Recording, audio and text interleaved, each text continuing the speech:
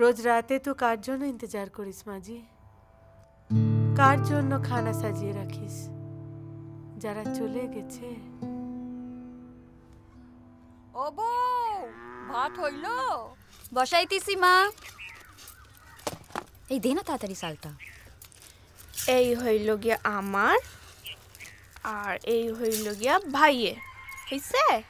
এক মুঠা চাল বেশি লিবি, বুঝছস? কেন? দুপুরের দূরে কেউ যদি ঘরে আইয়া পড়ে তারে এক মুঠা দিতে হইব না ভাত? তাহলে কওয়া যাবে না ভাত লাই? বাড়িতে আইয়া কেউ খাইয়া না গেলে গেরস্তের অমঙ্গল হইব তো। দে আর এক মুঠা।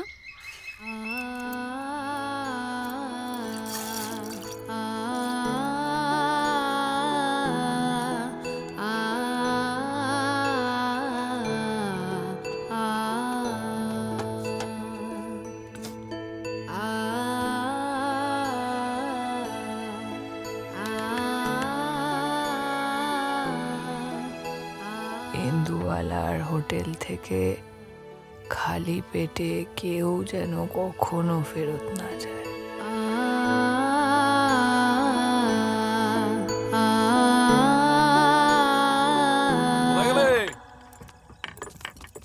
মা, বাবা দিদি কোথায় গেলে? এসে ওমা! গেলে তো। আসো আসো।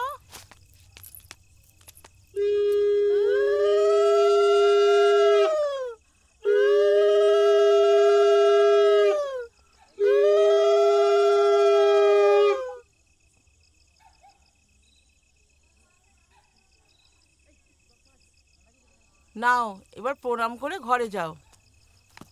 আমি ওপরে গেলাম। থাক বাবা, থাক থাক থাক থাক বউ, থাক। হ্যাঁ রে খোকা, ওরা আবার কেন?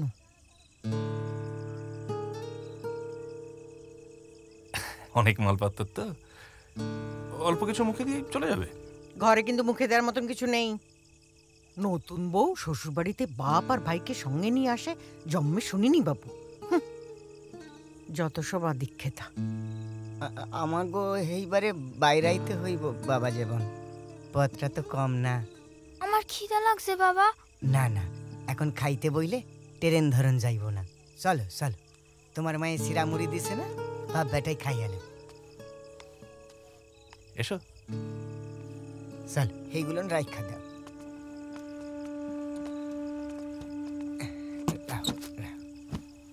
দাও। আইসি রে মা, ভালো থাইস।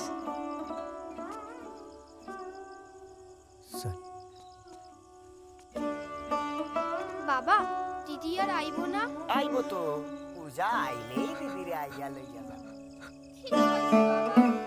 পাখিদের স্মৃতি কিছু রীতিনীতি ফণি মনসাও জানে, বাগানের স্মৃতি নজরুল গীতি বালিকার কানে কানে।